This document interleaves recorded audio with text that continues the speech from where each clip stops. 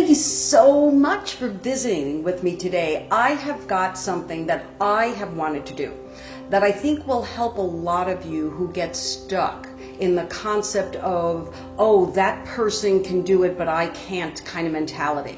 I wanted to introduce you today to one of my teachers. As you know, I spend my entire life teaching others. And I am a deep believer that everyone who teaches must bring their teachers forward, because I view myself, as you know, not to be a thought leader, but in fact to be a knowledge champion. So today I wanted to introduce you to one of my knowledge champions, Dr. Patrick Scott. Why don't you tell everyone what you do, and then I'll tell them how I work together. Okay. So for years, I was a therapist, just a conventional therapist trained in Western medicine for many years, and worked in hospitals and did psychotherapy and worked in emergency medicine in California, and did all my training in California. And then about 20 to 25 years ago, I actually stumbled upon Brian Weiss and past life regression and hypnosis and more esoteric arts. And then about 15 years ago, I stumbled on a Hawaiian shamanistic tradition called Huna. And Huna is a collection of tools that includes Ho'oponopono, which we've done together, about forgiveness. And it's a really wonderful way to help with a holistic point of view around personal health, wellness, and well-being. I still work in mental health. I'm still a therapist. I'm still a trainer and a coach and a professor of psychiatry at the local medical school here in Las Vegas. Right. And my passion these days is really for, number one, demystifying some of this stuff. Beautiful. That we talk about woo-woo and it's so new age. Yeah. I have all the, as you do, the Right. research and the grounding and all that sort of thing. Yeah. And I think that it's not about either or. It's not about replacing Western medicine or Western Correct. psychology with some new age, Eastern approaches. It's really about melding, blending, and, creating a toolbox that's larger, that has more resources in it, so that you can take the advantage of everything That instead the of right limiting. thing gets called up when you. I have to say Exactly. that I was sitting in a workshop with Marianne Williamson this few weeks ago, and what struck me about my own work was that where I have come is that it's based in that science. And yes, I blur very quickly into the self-help community. And then it is that spiritual part. And that's what I feel Huna is actually not part of the self-help version of it, but it is what you're sharing with the world, this very deep spiritual tradition that we all need in order to enliven our spirits. Yeah, and Huna is no different really than any global traditions, whether it's the Tarot or whether it's, there's been civilizations in history.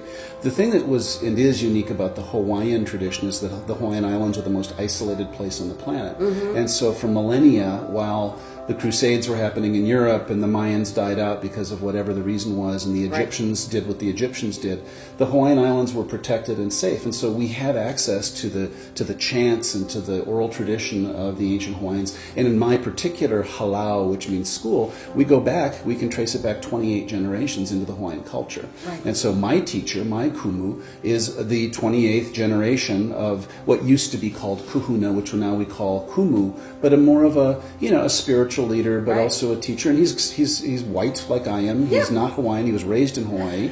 And it's not about feathers And he and wrote nose this rings. book. And he wrote that book. And he wrote this we'll book. talk about him. His name Yep. is Matt James. He's an awesome guy. Yep. And has taught me a lot. And just like you have a Yes. teacher, and I so appreciate your acknowledgement of my teaching. He's my teacher, and he happens Correct. to be younger Yep. and smaller than I, but very wise. Well, and now I want to tell you another part. So you've got a feel for what Patrick does and the way he's blended it in his own profession.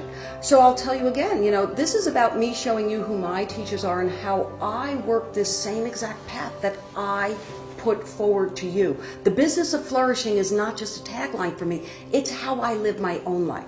So going back about 6 or 7 years, I looked at my life, which wasn't in a happy place, and I actually started looking forward, and I said, oh my gosh, I'm going to be coming upon some life events. Primarily, I had parents in their 90s, and I was saying to myself, I need to prepare myself. And I knew myself well enough at this point, I'd been into this work a full 30 years, that for myself, I needed someone who could call bullshit. I couldn't go to a traditional therapist if that's, I didn't need to talk to someone, I could talk to you. And you also have NLP training. Right. And I'll give you my dime store of it, and then Patrick can add a little bit. NLP is when through watching the eyes, am I correct, you're able to tell if the person is being authentic, if they're deceiving themselves about something. That's kind of my dime store. Yeah, I mean, it's part of it. NLP stands for Neuro-Linguistic Programming, and it was started by Richard Bandler and John Grinder in the 70s. Tony Robbins is probably the most famous NLPer. Instead of taking it into psychology, he took it into motivational speaking in the late 70s and early 80s. Matt, my teacher, studied with worked with Tony and Bandler and Grinder, and now it's a system of understanding the language of the mind and understanding how. And so, by virtue of physiology, by virtue of skin tonus and eye patterns, you can tell what's going on in a more internal sense. It's not meant as a manipulative tool. Correct. It's really meant as a way to understand when someone is deceiving themselves and maybe not telling the whole truth. But not meant doesn't mean that there are not some practitioners, or we all know people who've gone into business. And I know that I started my career in the behavioral sciences and using a behavioral profile, the DISC profile, which I use to this day, did my master's dissertation on it. I love this tool. And there were people that were using it in workplaces to help other people manipulate their sales with they weren't developing relationships, to get employees to be motivated, which you and I both know that is not something that comes from the outside, it comes from the inside. So I came to you because you not only had the training, and I knew that I needed someone who could look at me when I was saying, oh no, I've actually had a good day today. I'm fine. I'm fine. And we'll go into that acronym at another time, or I'll put it in the notes, that really, you had to be able to call me on my crap when I was deceiving myself. And these other traditions, these other modalities actually broaden your clinical training that you got in university. And that, I think, like I said, it wasn't either or. It wasn't let's abandon the clinical training and then move into something else that's different. It's really about building a collection of tools that really helps myself and others, achieve their true potential. Yeah. Now, I told you how I came into Patrick's world and how he is my teacher. It was because I was anticipating, I wasn't in a great place, and I was anticipating potential things down the road. And for me, being able to stay high functioning in my business, because my business does bring me to life, was very important. I know that you have faced a personal obstacle this year. Absolutely. Tell everyone what it is. Sure. Last year, April 21st, yes. I went to an urgent care because I had pneumonia. I felt like I had pneumonia, and I actually did.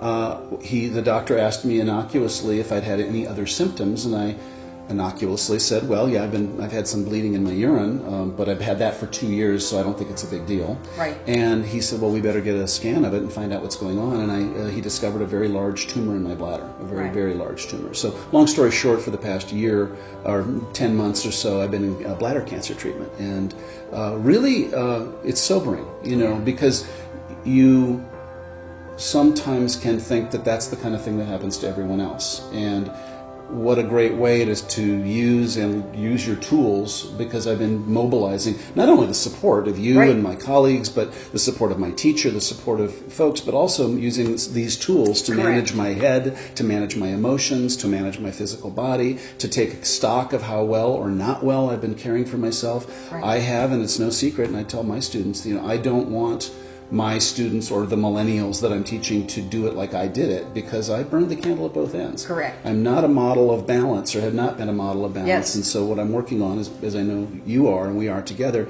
how do you live in the world, make the contributions you want to make, and not burn yourself out and get cancer? So I'm in that right now, and I'm doing well. I've had treatment. I'm starting another round of treatment, and it's going very well. Right. And you're teaching. I mean, I go to every class that I can that Dr. Patrick Scott teaches on HUNA in Las Vegas. I am there. They're always filled. Every time I go into that room, they're getting, it's like it's beautiful. It's a beautiful sight to see because we know that that's the thing, that blending things together. I know that you're actually training next level practitioners in the field. Oh, absolutely. Yeah. So tell me something. When you imagine a year from now, your work particularly in that area, what's the best and the brightest that you see? I would like, and like I said earlier at the outset, I'd like people to be to demystify some of this stuff. And I'm working now, as I do, training psychiatrists and psychologists and therapists of all kinds to start incorporating some of these things into their practice, and that's happening. Right. And so my vision, for a year out, is that the HUNA trainings, and whether they're in Kona, which is where the halau or the school is, or whether they're things that I do other places, and there are several other teachers of HUNA in the world that do this, not many, like 4 of us, that becomes a viable, reasonable way to incorporate. So increasing the level of impact. Yeah. And you're doing it through these larger trainings, through filling these rooms and filling people's hearts. I mean, if you ever have the opportunity, please follow Dr. Patrick Scott on Facebook. I know that your page is there and he does put out his next trainings because it matters. It's a great way to spend a Saturday afternoon. After Thanksgiving, I remembered writing a note saying, oh, this is going to be really good for forgiveness. The holidays are so good for forgiveness exercises. So before we close, I want to make one point that you brought up about traversing your illness.